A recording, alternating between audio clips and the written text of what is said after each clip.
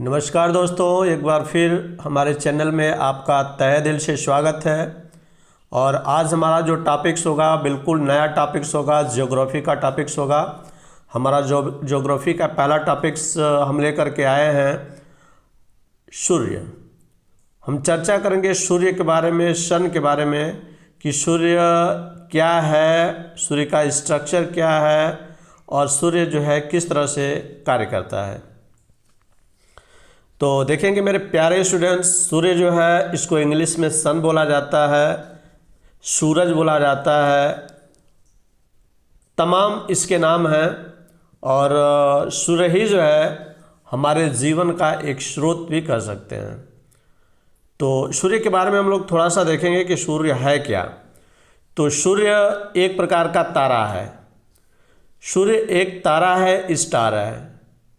और तारों के अंदर ऊर्जा का निर्माण नाभिकीय संलयन की प्रक्रिया द्वारा होता है। ध्यान रखेंगे, तारा कोई भी हो, न केवल सूर्य बल्कि सूर्य के अलावा जितने भी स्टार्स हैं उन सारे स्टार्स में, तारों में ऊर्जा का निर्माण जो है नाभिकीय संलयन की प्रक्रिया द्वारा होता है। ध्यान रखेंगे, क्वेश्चन पूछा जाता है कि सूर्य में ऊर्जा का निर्माण किस विधि से होता है, तो नाभिकीय संलयन विधि द्वारा होता है। प्रक्रिया नियंत्रित होती है। ध्यान रखेंगे, प्रक्रिया नियंत्रित होता है, अनियंत्रित कभी नहीं कहेंगे, क्योंकि जो ऊर्जा का निर्माण होता है वो जो है नाभिकीय संलयन द्वारा होती है और नाभिकीय संलयन की प्रक्रिया नियंत्रित होती है। और यह नियंत्रण जो है सूर्य के गुरुत्वाकर्षण बल द्वारा प्राप्त होता है। आपको पता है कि कोई भी वस्तु जो है दूसरी वस्तु को अपने तरफ खींचती है गुरुत्वाकर्षण बल द्वारा। तो सूर्य एक बहुत ही विशाल बॉडी है, उसके अंदर मास है, तो वो अपने निकलने वाली जो लौ है, जो बाहरी जो मंडल है, उससे निकलने वाली किरणों को अपने गुरुत्वाकर्षण शक्ति द्वारा उसको नियंत्रित करता है। तो देखेंगे नाभिकीय संलयन होता क्या। देखिए, नाभिकीय संलयन ये होता है कि जब छोटे छोटे परमाणु के नाभिक मिल करके और एक बड़े परमाणु के नाभिक का निर्माण करते हैं, तो उस निर्माण में बहुत सारी ऊर्जा निर्गत होती है। इस प्रक्रिया को नाभिकीय संलयन कहा जाता है। तो नाभिकीय संलयन का मतलब होता है कि छोटे छोटे परमाणु के नाभिक मिल करके और एक बड़े परमाणु के नाभिक का निर्माण करते हैं। जब ये प्रक्रिया होती है तो उसमें बहुत सारी ऊर्जा मुक्त होती है। इस प्रक्रिया को हम बोलते हैं नाभिकीय संलयन। जैसे आप देखेंगे कि हाइड्रोजन का एक परमाणु, यहाँ भी हाइड्रोजन का एक परमाणु है और ये दोनों मिल करके जो है हीलियम का निर्माण कर रहे हैं। तो इसके दो प्रोटीन्स होते हैं, 1H1, 1S2, 1S3। तो हम देखेंगे कि किस तरह से नाभिकीय संलयन का निर्माण होता है। तो जब नाभिकीय संलयन होता है तो उसमें बड़ा परमाणु का नाभिक बनता है, प्लस कुछ इलेक्ट्रॉन्स इसमें रिलीज होते हैं, कुछ ऊर्जा रिलीज होती है, और इस तरह से जो है नाभिकीय संलयन की प्रक्रिया पूरा होता है। अब हम देखेंगे सूर्य की संरचना, सूर्य की बनावट, यानी सूर्य बना कैसे है। तो देखेंगे सूर्य जो है ये 3 प्रकार के वृत्ताकार स्तरों से मिलकर बना होता है। सूर्य का स्तर जो है 3 प्रकार के वृत्ताकार स्तरों से बना हुआ है। आप देख सकते हैं, सबसे आंतरिक भाग है, इसको क्रोड बोला जाता है। उसके बाद दूसरी लेयर होती है जिसको संवहनीय मंडल बोलते हैं, और सबसे लास्ट वाला जो जोन होता है उसको हम बोलते हैं प्रकाश मंडल। तो ये 3 प्रकार के जो है वृत्ताकार स्तरों से मिल करके सूर्य का निर्माण होता है। अब हम एक एक जो है जोन को देखेंगे कि किस जोन का क्या कार्य है। तो देखिए, इसमें सबसे पहला क्रोड होता है, दूसरा को हम बोलते हैं संवहनीय मंडल, या इसको इंग्लिश में कन्वेक्टिव जोन बोलते हैं, और तीसरा होता है प्रकाश मंडल, जिसको हम इंग्लिश में बोलते हैं फोटोस्फीयर जोन। तो ये 3 जोन है। तो तीनों जोन को हम लोग देखेंगे और समझेंगे।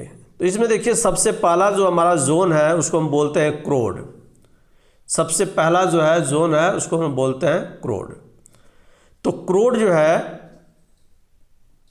क्या होता है, यह आंतरिक स्तर होता है। देखिए, सूर्य के बनावट में सबसे अंदर वाला जो भाग होता है इसको हम लोग क्रोड बोलते हैं। इस स्तर में ही नाभिकीय संलयन की प्रक्रिया संपन्न होती है। ध्यान रखेंगे, नाभिकीय संलयन की प्रक्रिया जो है इन तीनों लेयर में से जो है जो सबसे आंतरिक लेयर होती है, जिसको हम लोग क्रोड बोलते हैं, इंग्लिश में कोर बोलते हैं, उसी में नाभिकीय संलयन की प्रक्रिया संपन्न होती है। तो जिस स्तर में नाभिकीय संलयन की प्रक्रिया संपन्न होगी उसी स्तर में ऊर्जा का निर्माण होता है। तो ये टोटल का टोटल जो ऊर्जा का निर्माण होता है वो क्रोड में होता है। इसके अंतर्गत होता क्या है कि हाइड्रोजन परमाणु के नाभिक संलयित होते हैं और संलयित होकर हीलियम नाभिक का निर्माण करते हैं। तो सूर्य में ऊर्जा का निर्माण, कोई पूछेगा कि सूर्य में ऊर्जा का निर्माण कैसे होता है, तो आप देखेंगे कि हाइड्रोजन परमाणु के नाभिक संलयित होते हैं और संलयित होकर के और हीलियम नामक बड़े परमाणु नाभिक का निर्माण करते हैं। इसके अंतर्गत जो पदार्थ होता है वो अपन ये चौथी अवस्था में पाया जाता है। ध्यान रखेंगे, इसके अंतर्गत जो पदार्थ होगा इसको हम बोलते हैं कि ये अपनी चौथी अवस्था में पाई जाती है, और चौथी अवस्था में पाई जाती है जिसको हम बोलते हैं प्लाज्मा। क्या बोला जाता है? प्लाज्मा। तो ध्यान रखेंगे जो है ये वाला जो जोन है इसको क्रोड बोलते हैं, इसके ऊपर वाला जोन जो है संवहनीय मंडल होता है, और सबसे लास्ट वाला जो जोन होता है वो होता है प्रकाश मंडल। तो प्रकाश मंडल का टेम्परेचर जो है देख सकते हैं आप 6000 डिग्री सेल्सियस होता है, लेकिन जो है इस पे इलेक्ट्रॉन होने की वजह से जो है इलेक्ट्रॉनों की बमबारी होने की वजह से जो है इसका टेम्परेचर जो है 6000 से डाउन होकर के जो है 4500 डिग्री हो जाता है, और 4500 डिग्री सेल्सियस होने की वजह से ही जो है इस पर काले धब्बे दिखाई देते हैं सूर्य के ऊपर। खैर उसकी चर्चा हम लोग बाद में करेंगे। अब हम देखेंगे पहले कि प्लाज्मा क्या होता है। तो प्लाज्मा के बारे में हम लोग थोड़ा सा समझेंगे कि प्लाज्मा होता क्या है। तो देखिए प्लाज्मा का निर्माण अत्यंत उच्च दाब व ताप पर होता है। प्लाज्मा का निर्माण जो है बहुत ही जो है उच्च दाब और ताप पर होता है, और यह आवेशित गैसीय अवस्था होती है। ध्यान रखेंगे कि कोई भी पदार्थ की 3 अवस्थाएं होती हैं, ठोस, द्रव और गैस, और चौथी अवस्था जो है गैस जो है अगर आवेशित हो जाता है तो उसको हम प्लाज्मा बोलते हैं। यानी गैस के ऊपर जो है अगर इलेक्ट्रॉन्स आ जाएं या आवेश आ जाए उसके ऊपर तो हम बोलेंगे कि प्लाज्मा है। और आवेशित होने के कारण इलेक्ट्रॉन और हीलियम के नाभिक की उपस्थिति। क्या कारण है? अगर कोई पूछेगा कि प्लाज्मा आवेशित क्यों होती है तो उसका कारण है इलेक्ट्रॉन और हीलियम नाभिक की उपस्थिति। तो चूंकि इलेक्ट्रॉन और नाभिक जो है क्रोड में स्थित होते हैं, जो सबसे अंदर वाला जो जोन था जिसको क्रोड बोल रहे थे उसी में नाभिकीय संलयन की प्रक्रिया होती है, और जब नाभिकीय संलयन की प्रक्रिया होती है तो उसमें से एनर्जी निकलती है, और एनर्जी के साथ साथ जो है इलेक्ट्रॉन्स वगैरह रिलीज होती हैं। इलेक्ट्रॉन रिलीज होने के वजह से ही जो है नाभिक का निर्माण होता है, और फिर नाभिक के वजह से ही जो है प्लाज्मा का निर्माण होता है। उसके बाद जो है दूसरा जो मंडल है वो है संवहनी मंडल। संवहनी मंडल को हम लोग बोलते हैं कन्वेक्टिव जोन। देखिए ये क्या होता है, यह क्रोड और प्रकाश मंडल के बीच का संक्रमणीय मंडल होता है। यानी सबसे अंदर वाला भाग देखेंगे, यहाँ पे एक बार फिर देखिए आप, सबसे अंदर वाला भाग क्रोड होता है और सबसे बाहर वाला भाग प्रकाश मंडल होता है। इनके बीच वाला जो भाग होता है इसको संवहनी मंडल बोलते हैं। तो ये संवहनी मंडल होता है और यहीं से ऊष्मा का प्रवाह होता है। देखेंगे यहाँ से जब ऊर्जा जब बहती है तो ये ऊर्जा यहाँ से निकल कर जो है और जो है संवहनी मंडल से होते हुए प्रकाश मंडल में आती है, और जब प्रकाश मंडल में आती है, जब सबसे बाहरी मंडल में आती है ऊर्जा, तब जाके यहीं से जो है सन यानी प्रकाश की किरणें जो है प्रज्वलित होती हैं और चारों तरफ पृथ्वी पर फैलती हैं। तो संवहनी मंडल भी आपको समझ में आ गया होगा। अगर कोई पूछेगा संवहनी मंडल तो संवहनी मंडल आप यही कहेंगे कि जो यह क्रोड और प्रकाश मंडल के बीच का संक्रमणीय मंडल होता है, और इसके द्वारा ऊष्मा का प्रवाह क्रोड से प्रकाश मंडल की तरफ होता है। तो ऊष्मा का प्रवाह क्रोड से प्रकाश मंडल की तरफ किसके द्वारा होता है? संवहनी मंडल के द्वारा। देखिए इसके बाद जो है आखिरी में जो आता है वो होता है प्रकाश मंडल। इसको हम लोग बोलते हैं प्रकाश मंडल। ये सबसे लास्ट जोन होता है जिसको हम बोलते हैं फोटोस्फीयर जोन। तो यह सूर्य का दृश्य स्तर होता है। यानी जब हम लोग पृथ्वी से सूर्य को देखते हैं तो जो बाहर का भाग हमको लाल दिखाई देता है उसी को हम प्रकाश मंडल बोलते हैं। और प्रकाश मंडल का जो टेम्परेचर होता है 6000 डिग्री सेल्सियस होता है।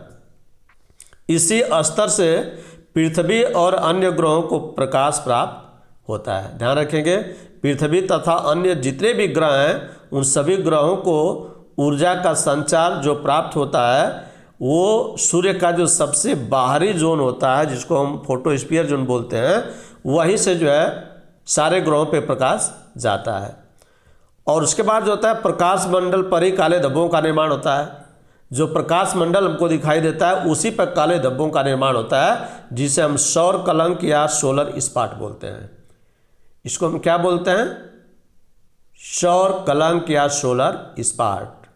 तो कोई पूछेगा कि सूर्य के किस हिस्से में सोलर स्पॉट का निर्माण होता है, तो प्रकाश मंडल जो सबसे बाहरी जोन होता है फोटोस्फीयर जोन, उसी पर सोलर स्पॉट का निर्माण होता है। अब पूछा जाता है कि सोलर स्पॉट कैसे बनता है।